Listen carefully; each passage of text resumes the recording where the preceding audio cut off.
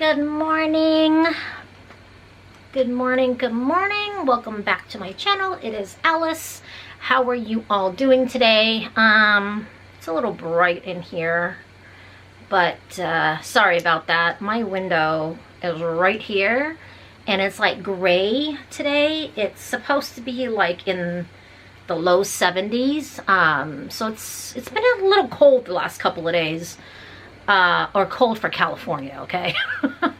Anyways, yeah, so today I am on here to talk about something that is definitely personal preference. I'm going to be talking about my experience, my thoughts on medical marijuana and usage of it during my cancer journey. So yeah, I'm going to be going over like how I feel, where my stance is on it, what I have used, how, you know, stuff like that. So anyways, let's just get into it. Medical marijuana. I am in my mid-40s. So when I was growing up, marijuana was still very much a illegal and taboo subject. I think the first time, honestly, I ever heard about marijuana was in high school, and everybody back then called it pot, you know. I had friends that would smoke pot. They would also use speed, methamphetamines, I guess that's the same thing. They would party and drink, you know, stuff like that. I was never able to experience any of that because I was never able to go out. I was never allowed to leave the house. I was never allowed to go out anywhere with friends. So I had like zero experience with the substance. I barely even knew what the name was. But I had friends that would, you know, over the weekend go out and party together or whatever. And then Monday, back at school, I would sit there while they were talking about, you know, what they did over the weekend, and I was just like, you know, I have no idea. Anyways, so yeah, I was raised in a very strict Asian Christian family. My environment was all about Christianity and being Asian. And that's another topic for another day. But yeah, so I was raised like around a lot of like Chinese herbs, right? So the medication back then was, okay, yeah, there's Tylenol, there's like cough syrup and, you know, all that stuff, American or Western medicine over the counter, and then whatever your doctors would prescribe to you. But my family was so Asian, so to speak, like my father's straight up from China, my mother straight up from Hong Kong, so they're very old school, old world. And they still, to this day, use a lot of like Chinese herbs and medicine for medicinal purposes. So, you know, I grew up drinking a lot of nail polish remover tasting soups and concoctions that they would throw together with, you know, Chinese herbs. And I'm talking Chinese herbs like, if you're Asian, you'll know, like back in the day, you walk into a Chinese pharmacy and the whole entire wall is filled with like these little long ass drawers. Like when you go to a safety deposit box at the bank and they have this whole wall full of all these little drawers and you pull them out and stuff like that. That is what these Chinese like pharmacies look like. I haven't seen one in like over 30 years, so I don't even know if they still exist and where they would even exist. But I remember going to them when I was a kid, when my grandma would take me to some in Chinatown and stuff like that. It was like a whole wall of just like wooden drawers of all these medications in there, right? So that's how I was raised. I was raised like with that kind of like medical knowledge or, you know, experience. So other than Chinese herbs, like I knew Tylenol and whatever the doctor would prescribe. That's about it. I had no knowledge of any other medications anywhere out in the world whatsoever. I was a very, very sheltered child. So yeah, so my first experience was in high school when my friends would talk about it and some of my friends would, you know, smoke it and stuff like that. But I was never in the same room with it, not that I knew of, okay? And then a few years later, once I graduated high school, I had my very, very, very first encounter, so to speak, with marijuana, or pot, I guess, as we called it back then. And I was in college and I came home back to, you know, my home area without my parents' knowledge. But I went to a party at a friend's house, basically, and they had pot there and they were smoking. And like, mind you, this is the time, like, this is 25 plus years ago. So this is where, like, marijuana, speed, like, all that kind of stuff was, like, really, really unregulated and very dangerous. Like, the only way you can get your hands on this stuff is if you knew sketchy guy from the corner who got it from sketchier guy from the other corner who knew someone who can get it. You know what I mean? Like, it was very hard to maneuver to even get to get marijuana back then. And then everything was laced. So you didn't know if you were getting good quality, if you were getting something mixed with baby powder. I remember there was a huge, like, news report that came out where, like, oh, drugs, blah, blah, blah, laced with baby powder. And I was like, wow, that's crazy. Anyways, yeah, so that was my very, very, very first experience. I was like 18.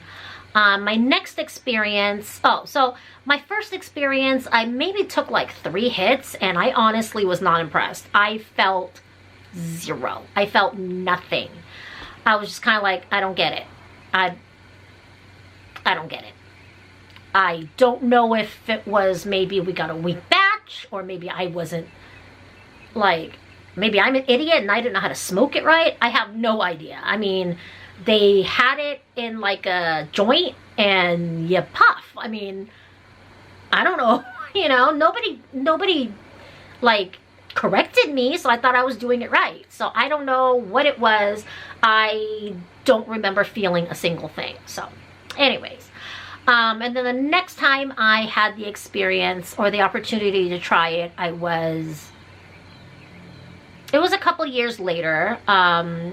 I was out with some friends and one of them had it, and I think I was like 21 or something like that, and I was like, all right, I'll try it, you know. And that's when I actually started feeling something. And I don't know, maybe adult money gets you better shit. I don't know, but I did feel something. I did feel some of the effects of it. So I was like, oh, okay, this is what people are probably talking about then, because that first time I tried it was like nothing, and I didn't get it. But the second time I tried, I was like, oh, okay. So after that, throughout the years, like, if the opportunity presented itself and I felt comfortable, I would take a couple of hits, you know, here and there, stuff like that. Obviously responsible, didn't drive, I don't drink anyways. And I didn't have my daughter with me or anything like that. I knew I was going to have her for at least 24 to 48 hours, you know, so then I would smoke or whatever, to take a couple of hits, which, you know, now I'm realizing, like, a couple of hits is nothing. Anyways, so, yeah, and then maybe about 10, 12 years ago, was when I got more regularly into it, so to speak. Like, regularly into it, meaning there were more opportunities that came up where I was able to smoke. And sometimes I would, sometimes I wouldn't. It was just kind of one of those things where I was still raised with this whole idea of, like, it's not legal, so it's taboo, it's bad. But then me being, you know, younger and raised in America, it's like, okay, yeah, it's taboo and it's bad, but if you really look into it, it was an herbal medication, like, way back in the day. And because I'm Asian, I'm Chinese, a lot of our, like Chinese medicines is like herbal. You know what I mean? Like, it's dried up this or that, dried leaves or dried roots and stuff like that. So to me, marijuana would be just like another dried leaf, technically. You know what I mean? So, like, you know, like my upbringing versus my American thinking was kind of like, it wasn't together. So I was battling a lot internally, like, do I smoke, but it's not legal, like, you know, and then, probably about, I would say like a good 7-8 years ago, I do remember that there was a time where for a month straight, 30 days straight, I smoked every single night. I had access to it every single night, so I was smoking it every single night, just like a little bowl or two. Very, very small, just enough to kind of take the edge off of my anxiety, my stress, relax my body. So, oops, sorry, alarm. Yeah, so so that I can relax and stuff like that and fall asleep. I think I did that like twice. 2 different times though, not like 2 months back to back, but like 1 month, 30 days, and then like a while later another like 30 days or something like that. And then so like for a while there I was really only smoking to go to sleep. Maybe not every single night, but especially for nights where I was super stressed or I really couldn't fall asleep and stuff like that, I would smoke a little bit just so I can like relax and calm my brain down, so that I can go to sleep, you know. And then last year happened when I was diagnosed, and I had a couple people ask me like, hey, a lot of people use marijuana when they're going through chemo, are you going to? And I had contemplated it, I was thinking about it, and I was just like, but before I do, I really should do like real research, you know, because now it's not just me smoking or whatever. I have a condition, you know, and I need to be aware of that condition. Sorry, it's like hot, it's like barely 70 and it's like gloomy and gray outside, but like, I swear to God, I still feel like I'm having hot flashes sometimes. It's been 3 months since my surgery and 5 months since, yeah, 5 months since chemo ended, and I still get hot flashes. Like it's insane. It's so irritating sometimes. I hope I'm not going into like premenopause, but I probably am. I don't know. I'm in my mid-40s, so I wouldn't be surprised if it happened. Anyways, yeah, so when I was diagnosed, I thought about it. I decided to do a little bit more actual, real research, you know, look into it a little bit more. So one thing that I completely believe in is whether or not you agree with using marijuana is a completely separate subject for me, okay?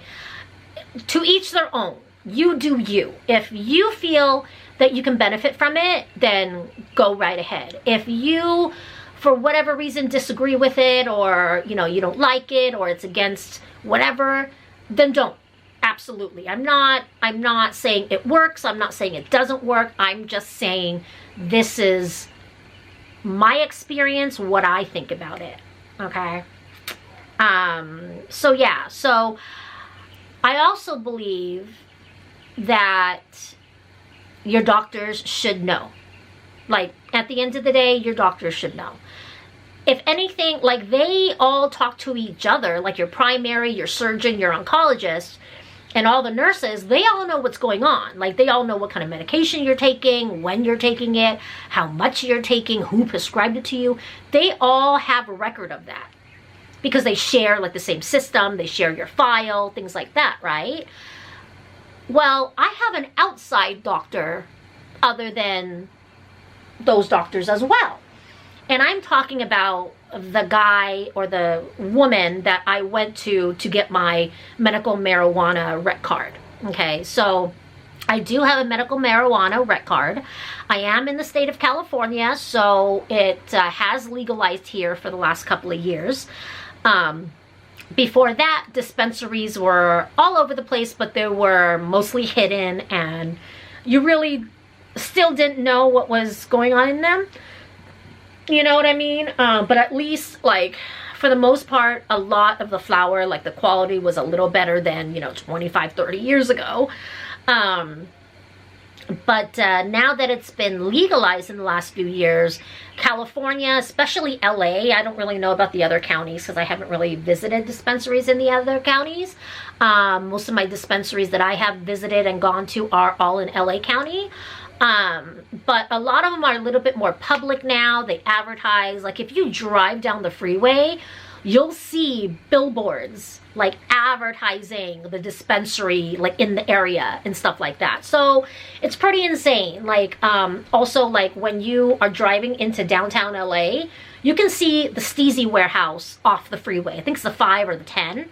And it's kind of crazy because it's the same freeway exit that I used to exit off of every single Sunday for like 18 years to go to church. So now, instead of exiting the freeway and turning left, I exit the same exact freeway and I make a right. And instead of going to church, I'm going to the dispensary, the Steezy dispensary. It's kind of insane. But anyways, yeah, so I've gone to, yeah, so I did talk to my doctors, specifically my oncologist, because he was specifically the person that was prescribing the chemo treatments to me and things like that. So I didn't know if it was going to have an effect being combined with the chemo medication. Like, I would assume not, but you never know. And then also, I just wanted to make sure that my doctors knew what was going on. I'm not going to hide something like this with my doctors. And if my doctor had been against it, I would have asked why. If the reason made sense to me and it was like a physical medical reason, I would not have smoked. You know what I mean? I would not have started using. But since my doctor basically said, he said, well, you know what? There's a lot of patients who find it beneficial. I do have other patients that have found comfort using CBD oils or, you know, tinctures and things like that. So I'm okay with it, you know? So I'm like, all right, cool. You know, so I got his approval or blessing or yes, so to speak. And then after that, I sought out a doctor who specifically is for medical marijuana. So I went online, did my little Google search, because that's what we do in California. And then, of course, it was the middle of the pandemic. And I did find somebody online, and we did like a little Zoom call thing, and I showed her my medical reason why, and she prescribed, or she gave me a card, or she approved a card for me. So I do have a medical marijuana rec card, okay? And again, this is just me being old school from like being raised to, sorry, it's my phone, sorry. Being raised thinking, you know, it's illegal, it's bad, it's naughty, it's no, you know what I mean? So that part of my brain is like, well, if I have legally obtained a document saying that I am a patient and I can use this medication, I'll feel better about it. Even though by last year, marijuana was already legalized. But again, it's nature versus nurture. You know what I mean? Like, nurturing wise, I was raised to be this way, but naturally my brain is thinking this, you know what I mean? So anyways, so after I got the rec card, I did a lot of research. I read a bunch of stuff. Every time I would go, I visited probably a new dispensary every time I left the house, which was maybe once every 1 to 2 weeks during the pandemic. I was living in somebody's house. It was somebody else's house at the time, so flour was not really an option for me. So I ended up going the cartridge and edibles route. So every dispensary I went into, I told them like, hey, I'm a medical patient. I am currently a chemo patient. These are my concerns. This is what I would like medication for, basically, you know? And at first I was trying to do edibles because I figured it was a lot easier for my situation at the time, given that I was not, or given that I was living in somebody else's house. There would be less smoke, you know, stuff like that. So I was trying gummies and like cookies, mostly gummies. Cause to me, like eating a cookie, like if I'm gonna eat a cookie, I'm gonna eat a cookie, you know? Unless it was like, I don't know. I was just more into gummies. They just seemed faster and easier to me. And then, so I tried out a couple of gummy options and stuff like that. And I just came to the realization that it wasn't really working for me. And yes, I know, smoking, you pretty much feel it after like 30 to 60 seconds. You feel it immediately hit your head when you smoke. But with edibles, it takes a minute, you know what I mean? Like when you ingest something, you have to wait until it actually digests through your system, which could be anywhere from 2 to 4 hours, depending on your body and stuff like that. And for me, it just stopped making sense, or didn't make sense at all, because I was advised to start at 5 milligrams. So I did. Felt nothing. Then I tried 10, felt nothing. Then I went up to 20, felt nothing. Then I went up to 40, felt nothing. And mind you, I'm trying this like every night.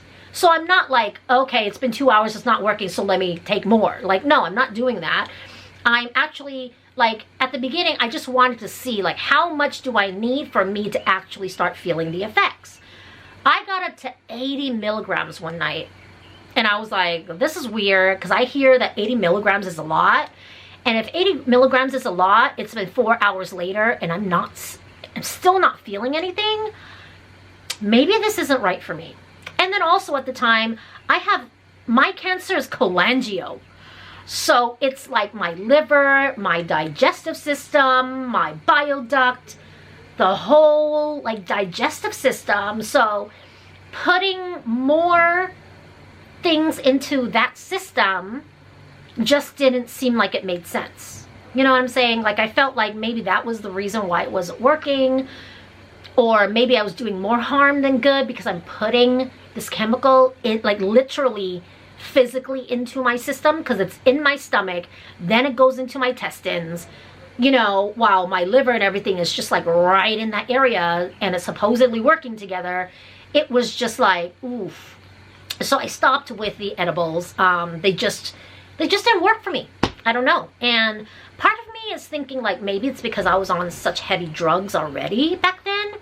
Maybe they weren't working. But then I was reading like in the Facebook groups that I've been in, there's other people that like tried tinctures and stuff like that. I just wasn't willing to spend that much money on tinctures. And again, sorry, that was my alarm.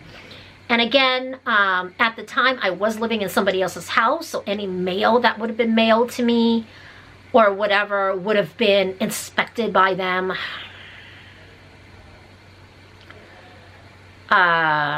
So privacy was an issue.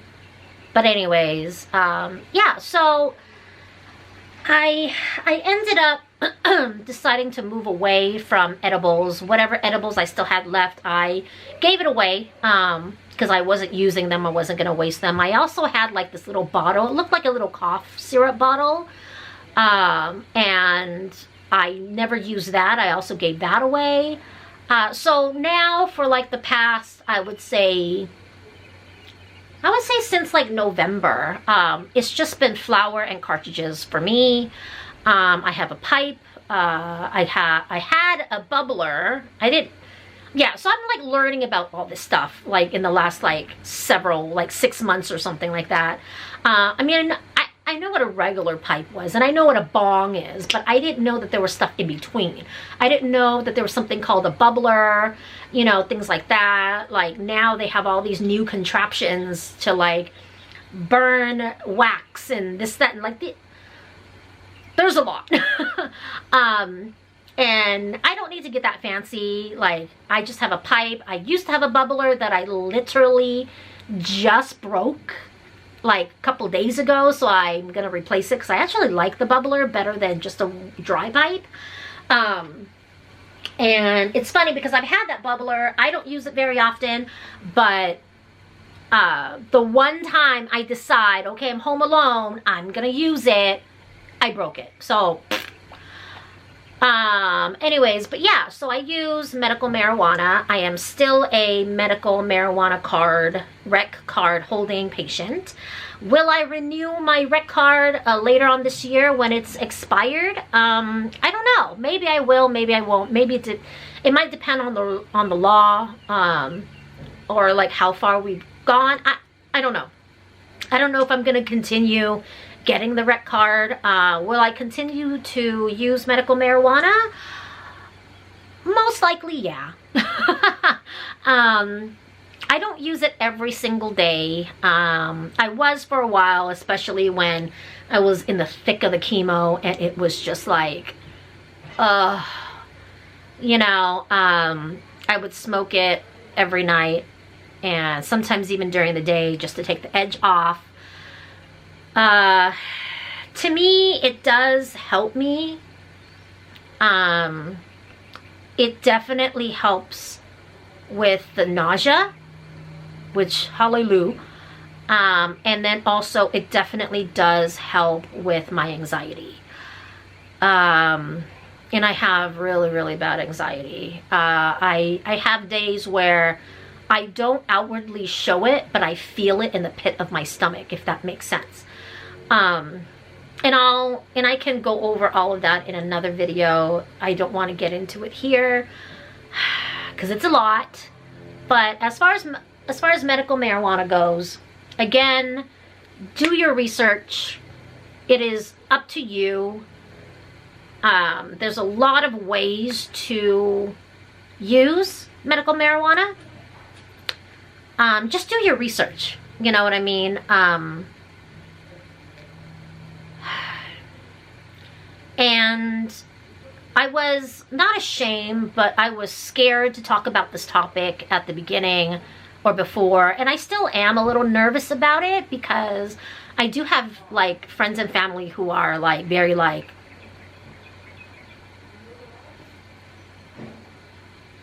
you know, kind of a thing. But also at the same time, like, I just went through cancer. For those of you that know what I'm talking about, like, it's a complete mindfuck, right? Like, it completely changes, not completely, but for the most part, it changes your mindset a lot. And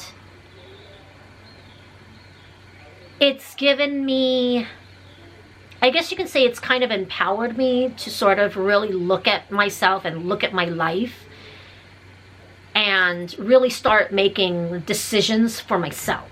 And there's a lot more that goes into that. But as far as for medical marijuana goes, if you are my friends and family that are watching and you are amongst those that disagree with this choice of medication that I have chosen to take, I'm not sorry. I feel bad for you that you don't like it, but this is my choice, right? Like, this is medication, so to speak, that I'm choosing for myself. So again, do you, take care of you. If you feel that it has a benefit to you, then try it. You know, I tried edibles, didn't work out for me, so I prefer to smoke. Other people might, like, I know people that prefer tinctures, just, you know, just a droplet, you know, under the tongue, and that's it.